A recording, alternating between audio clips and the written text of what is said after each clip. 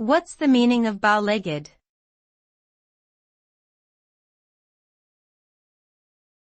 Bow-legged.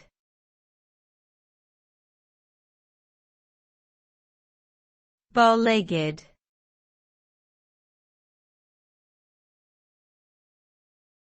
Bow-legged.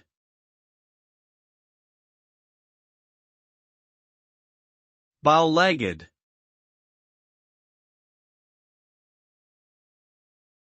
Bow-legged is a term used to describe a physical condition where an individual's legs appear to bow outward at the knee. This condition is caused by a deformity in the bones of the lower leg, which can be due to a variety of factors such as genetics, malnutrition, or trauma.